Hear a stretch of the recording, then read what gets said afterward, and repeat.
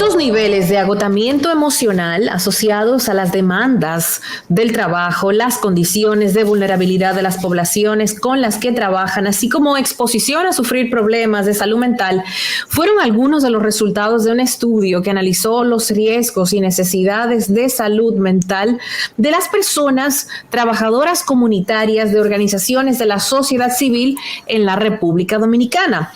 El estudio, que lleva como encabezado Invisibles y Olvidadas, que fue realizado por el colectivo Salud Mental, COSALUME por sus siglas, con el apoyo del Servicio Judío Americano Mundial, abarcó personal asalariado y voluntariado de 22 organizaciones ubicadas en el Distrito Nacional, Santo Domingo Este, Norte, Jaina y Santiago. Para ampliar este estudio y estos resultados, vamos a conversar con Wendy Alba, directora ejecutiva de Colectivo Salud Mental, a quien damos la bienvenida a Esto No Tiene Nombre. Hola, muy buenas tardes. Muchas gracias por esta invitación.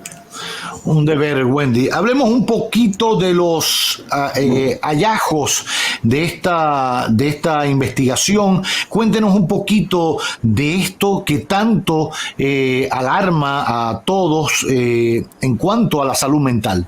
Sí, bueno, esto es un estudio, como decía Miralba, que se hace dentro del marco de un proyecto que está auspiciado por el Servicio Judío Americano con sus socias. Estamos hablando de inicialmente 11 socias y como parte de la metodología quisimos incorporar también otras organizaciones que trabajan con estas organizaciones de la sociedad civil.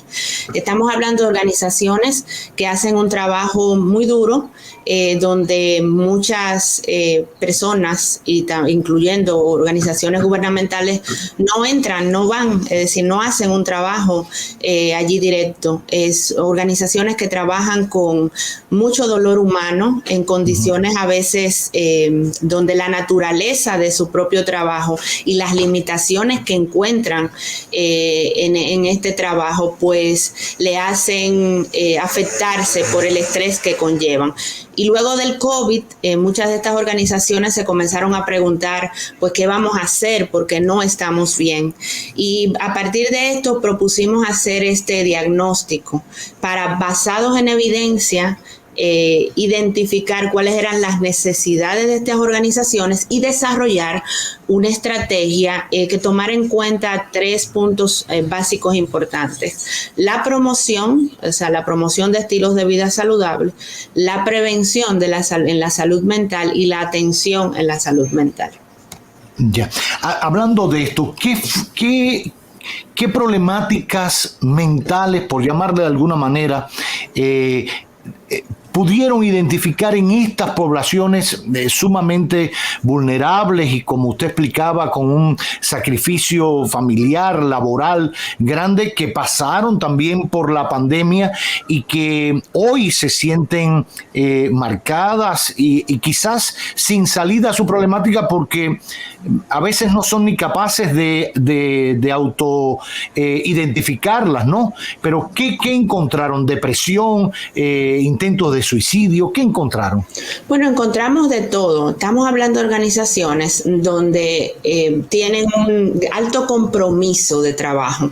Es decir, lo que hacen, lo hacen porque les gusta hacerlo, porque tienen este compromiso. Sin embargo, hay un alto nivel de agotamiento y un gran temor de que el estar tanto en contacto y sin estar siendo apoyados para poder gestionar esas situaciones le hagan de alguna manera endurecerse frente a estas situaciones. Y tal como usted dijo, nosotros preguntamos no solamente cómo se sienten a nivel de las organizaciones, y está todo esto, la ansiedad, por supuesto, lo que son las problemáticas de salud mental comunes, problemáticas de sueño, ansiedad, depresión, problemas alimenticios, y es que todo esto también se encuentra en la comunidad, tal vez recrudecido por situaciones tales como el aumento de consumo de sustancias en las comunidades, lo que muchas veces pues se combina con altos niveles de violencia, por supuesto, que todos conocemos. Y esto es muy importante, la pregunta que usted me hace, porque muchas veces cuando estamos hablando de salud mental, pensamos que los problemas de salud mental se circunscriben a la mente. Y no es así. decir, las problemáticas de salud mental tienen que ver y están muy vinculados con las discriminaciones que las personas vivimos, con las inequidades y con la exclusión social. Es decir, todo esto que nos ha pasado del COVID no nos ha pasado a nivel individual. Es probable que haya diferencias individuales, obviamente diferencias porque tal vez las condiciones de vida que usted tenga no es igual a la mía. Sin embargo, la recuperación no puede ser enfocada solo a lo individual. Tenemos que recuperarnos de manera colectiva porque algo nos pasó. Entonces, estas inequidades todos los días se profundizan más. Hay problemas económicos profundos que no solamente le afectan a las comunidades, sino a las mismas personas, tal cual usted lo decía. Problemas familiares, a veces que no tienen, digamos, las herramientas para poder lidiar con estas situaciones. Y a veces el entender que los problemas de salud mental están solo en la mente limita para poder entender que el trabajo que hacen dentro de sus organizaciones también es básico y fundamental para el proceso de recuperación luego de esto que nos ha pasado con el COVID y que ya tenía desde muchos años, digamos, una deuda histórica en relación a la prevención, a la promoción y a la atención a la salud mental. ¿Qué se puede hacer para mejorar esta situación? Ya tenemos planteado el panorama, ya sabemos a quiénes les afecta. ¿Qué se puede hacer?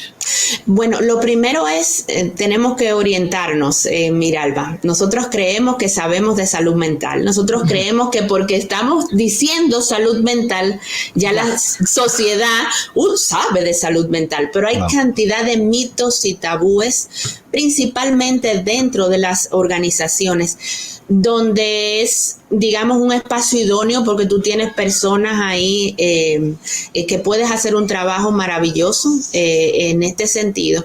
Hay que orientar, dar herramientas a las personas, que eso es lo que vamos a hacer en estos momentos, herramientas para que puedan, como dicen ellos y ellas, bregar con estos temas de salud mental a nivel individual y también a nivel de sus comunidades.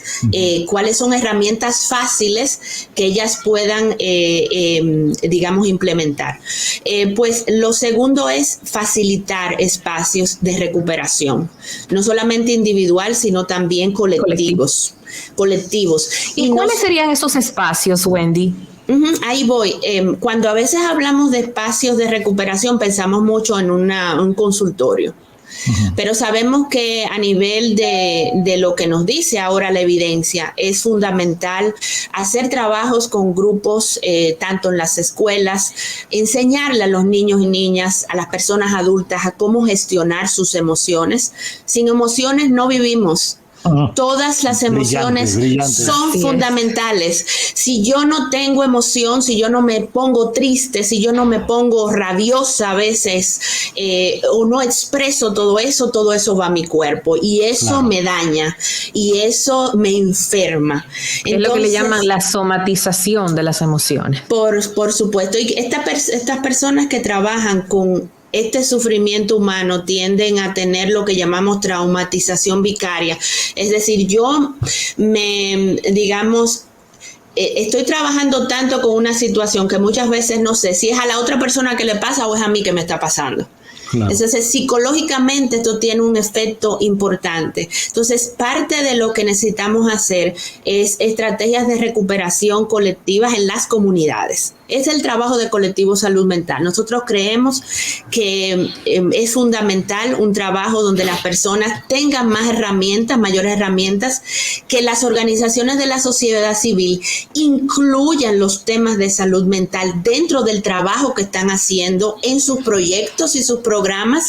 Y por supuesto, comencemos a entender que la problemática de salud mental no corresponde solo a las personas que hacemos este trabajo, que las organizaciones tienen que integrarse en las conversaciones interinstitucionales que se están desarrollando en el país a raíz de la necesidad de buscar una solución multisectorial a esta problemática y que esto realmente es fundamental. Y por supuesto, el tema de que continuemos abogando por la mayor inversión, una inversión que no sea focalizada solo en el trastorno, sino que sea focalizada en la promoción, en la prevención y también en la atención, lo sabemos, pero muy de la mano en estas dos. Son 4 patas: promoción, prevención, atención y rehabilitación. No podemos concentrarnos solo en atender y rehabilitar.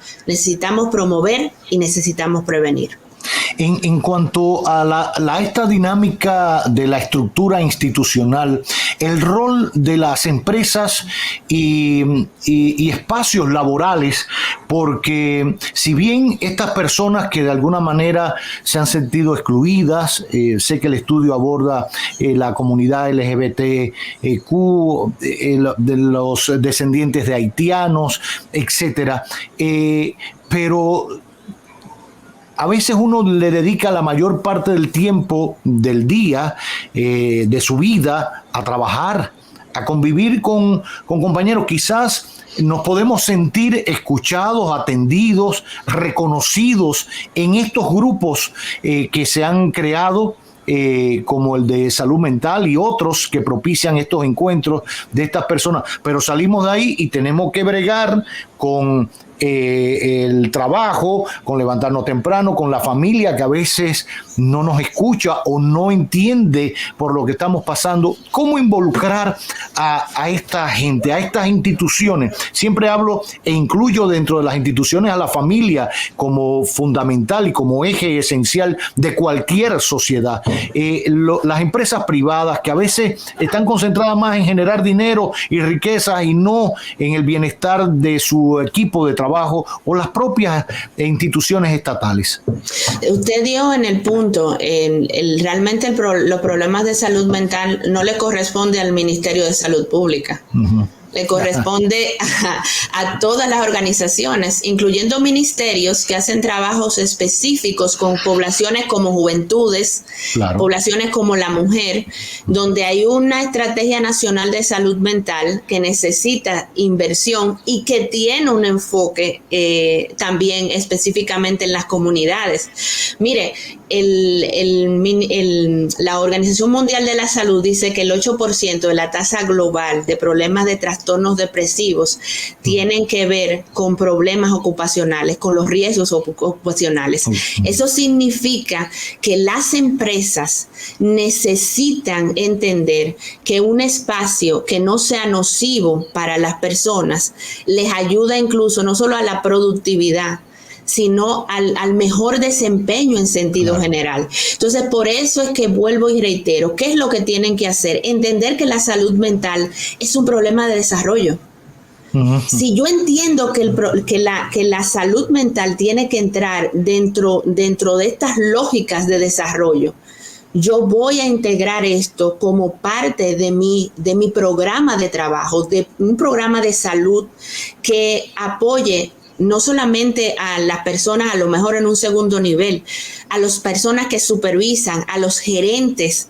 Es decir, esto tienen que volverse espacios realmente sanos. Y hay empresas que están iniciando con esto, pero hay otros que todavía no entienden digamos, sus beneficios. Entonces, yo creo que esto es una responsabilidad de todas las organizaciones y que va a costar mucho más el hecho de no invertir que invertir.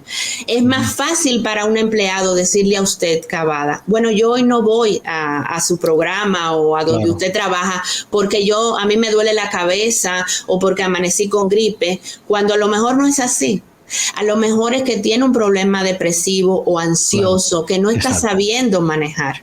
Y eso va a tener una repercusión, como usted decía, no solamente en el trabajo, sino también en la familia.